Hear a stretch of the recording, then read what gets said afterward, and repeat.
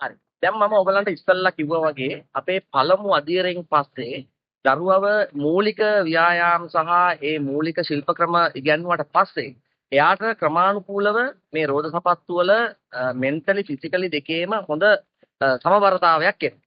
කායික මානසික හොඳ සමබරතාවයක් එනවා. ඒ ආවට පස්සේ මෙන්න මේ ස්ථානේ මෙතන අපි පාර්ට් 2 එක විදිහට සලකනවා. මේ ස්ථානේ එයාට ලැබුණ ඒ සමබරතාවය උපයෝගී කරගෙන පළමු අධීර විදිහට එයා පදින්න පටන් ගන්නවා. ඉතින් මෙතනදි කරන්නේ තව දුරටත් ට්‍රැක් එකක එහෙම නැත්නම් රේස් එකක ස්පීඩ් එක මේන්ටේන් කරගන්නේ කොහොමද? තමන්ගේ ඒ හරි ශිල්ප ක්‍රමය අනුව ඒක පදින්නේ කොහොමද කියන එක තවත් ප්‍රගුණ කරන එක තමයි මෙතනදි සිද්ධ වෙන්නේ. මෙතන අපේ සෙක්ෂන් B එහෙම නැත්නම් පාර්ට් 2 එක තමයි මෙතන.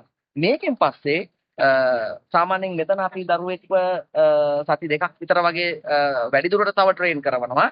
මෙතන හරියටම ප්‍රොග්‍රෑම් කළාට පස්සේ අපි ඊළඟ සෙක්ෂන් එකට පාර්ට් 3 එකට එහෙම නැත්නම් C සෙක්ෂන් එකට දානවා. එතනදි කරන්නේ රේස් එකක හැසිරෙන විදිය, ස්ටාර්ට් එක, බෙන්ඩ් එක සහ එන්ඩ් එක, රේස් එකක් එන්ඩ් කරන හැටි, ඒ තියෙන නීති රීති සහ ශිල්ප ක්‍රම වල තියෙන තවත් ගැඹුරු දේවල් අපි දරුවට කියලා දෙනවා. එතකොට නිවැරදිව රෝද සපත්තු තරගයකට මුහුණ දෙන්නේ කොහොමද? ඒ ශිල්ප ක්‍රම පාවිච්චි කරලා ජයග්‍රහණ ලබා ගන්නේ කොහොමද? තමන්ගේ වේගය වැඩි කරගන්නේ කොහොමද? බෙන්ඩ් එකකදී හැසිරෙන්නේ කොහොමද? එතකොට තව කෙනෙක්ව අභිබවා යන්නේ කොහොමද? අවසානයේ කොහොමද අපි අවසන් කරන්නේ රේස් එකක්? ඒ වගේ නොයෙකුත් දේවල් ගැන, නීති රීති ගැන, ශිල්ප ක්‍රම ගැන තව දුරටත් අපි දරුවන්ව පුරුදු පුහුණු කරනවා ඒ තුන්වෙනි අවස්ථාවේ.